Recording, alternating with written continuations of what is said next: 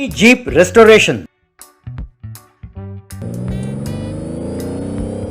स्वतंत्रता से पहले हमारे देश के एक गांव में रॉबर्ट नाम का एक अधिकारी रहता था। उसकी पत्नी थी लिंडा, उनका बेटा था फिलिप्स। के पास सावरकर नाम का एक युवक ड्राइवर का काम करता था। सावरकर हर रोज रॉबर्ट को जीप में बिठाकर काम पर ले जाता था। एक दिन फिलिप्स का जन्मदिन मना रहे थे। सावरकर भी अपने बेटे को लेकर उस फंक्शन में गया।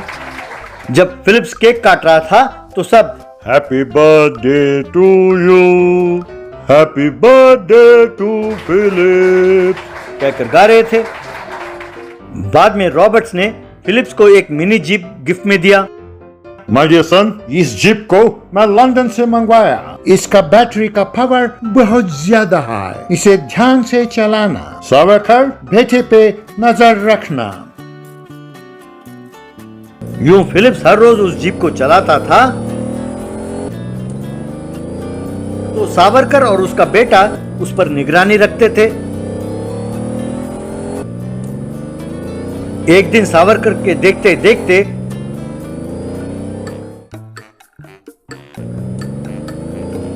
फिलिप्स जीप के साथ एक कुएं में जा गिरा।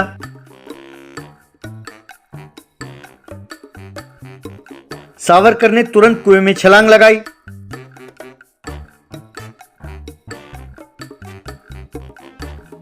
फिलिप्स को सुरक्षित बाहर निकाला। Thank you so much, Savarkar. You saved my son's life. We will never forget you. Savarkar, thank you from the bottom of my heart. Thank you very much. अभी खबर मिला है कि तुम्हारा देश आजाद होने वाला है। हम अगले महीने लंदन चले जाएंगे। ये लो, ये पैसे रख लो, तुम्हें जरूरत पड़ेगा। कहकर एक सूटकेस दिया। यूं एक हफ्ते बाद वे सब लंदन चले गए।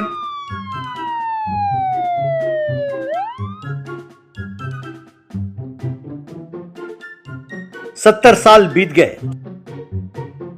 सावरकर बूढ़ा हो चला था। बेटे और बहू का देहांत हो गया था, इसलिए वो अपने पोते पाचू का देखभाल करता था। पाचू हर रोज अपने दादाजी को बेटे और बहू की तस्वीर के सामने दुखी होता हुआ देखता था।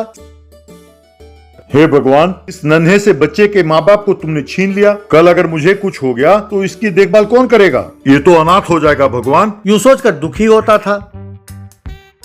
दादाजी, आप खामखा चिंता करते हैं। मुझे कुछ नहीं होगा दादाजी। जब तक मैं बड़ा ना हो जाऊं, तुम ऐसे ही रहोगे। चिंता ना करो।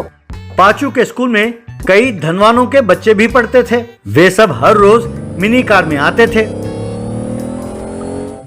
वो सब पाचू और बाकी गरीब बच्चों को रोज मारते और चिढ़ाते रहते थे। वो सब हमेशा मिनी कार में रेस लगाते रहते थे। एक दिन सावरकर ने अनाथालय में पाचू का जन्मदिन का आयोजन किया। पाचू केक काट रहा था कि सब happy birthday to you, happy birthday dear Pachu कहकर गाने लगे। मैडम, मेरे पोते का जन्मदिन यहाँ मनाने में मुझे बहुत खुशी हो रही है। फिर सबने मिलकर वहीं पर भोजन किया। सावरकर जी, बहुत बहुत धन्यवाद। आज आपके कारण बच्चों ने अच्छा भोजन किया, लेकिन यहाँ पर बहुत सारी समस्याएं हैं। उनके लिए अच्छी सुविधाएं नहीं है। पता नहीं ये बिल्डिंग कब गिर जाए। इसकी मरम्मत के लिए कम से कम 10 लाख रुपए खर्च होंगे। हे भगवान, समझ में नहीं आता कि क्या करूं। कहकर सावरकर से अपना दुख बांट रही थी। तब सावरकर सोच में पड़ गया। वो पाचू के साथ घर लौट रहा था कि एक ऑटो ऐलान करता हुआ जा रहा था। सुनो भाई सुनो, the great Indian race. Mini car हो या मिनी बाइक या मिनी जीप, कोई भी इस प्रतियोगिता में भाग ले सकता है। जो जीतेगा उसे 10 लाख रुपए का इनाम मिलेगा। ये प्रतियोगिता केवल बच्चों के लिए ही है। सुनो भाई सुनो, the great mini bike, mini car, mini jeep race only for kids कह के ऐलान कर रहा था। ये सुनकर सावरकर को एक उपाय सूझा। बेटा पाचू, अगर तुमने इस रेस में भाग लिया और जीत गए तो 10 लाख रुपए मिलेंगे। उन पैसों से अनाथालय की मदद कर पाएंगे। सच कहा दादाजी।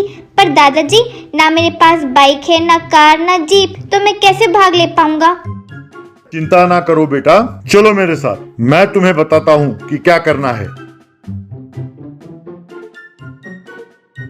यूं वे दोनों कुएं के पास पहुंचे। सावरकर कुएं में कूद गया। कुएं के अंदर ढूंढा तो उसे पुराना जीप मिला। उस जीप को बाहर निकाला,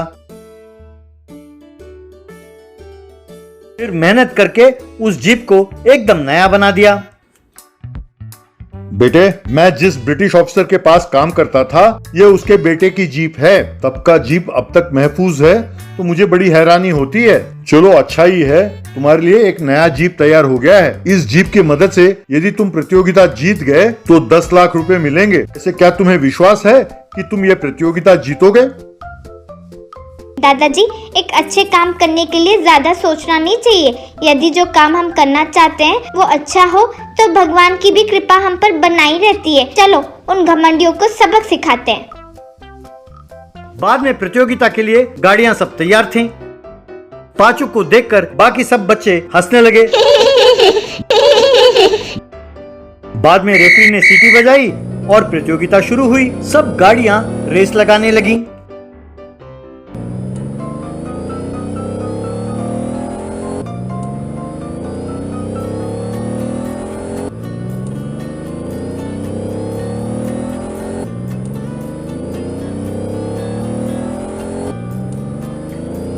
आखिरकार पांचू ने रेस जीत लिया।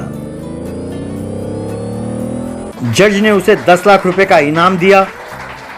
सावरकर ने उन पैसों को ले जाकर वार्डन को दिया और मैडम, इन पैसों से बिल्डिंग की मरम्मत कराएं। अब से बच्चों को कोई तकलीफ नहीं होनी चाहिए। आप हमेशा याद रखिए, कोई भी मुसीबत हो तो मैं हूँ, मुझे क्षमा करें। इन सब अच्छे कामों के पीछे मेरा स्वार्थ भी है। ये सब मैं इसलिए कर रहा हूँ, यदि मैं कल मर गया तो मेरे पोते का ख्याल आप जरूर रखेंगी। आप बुरा ना माने।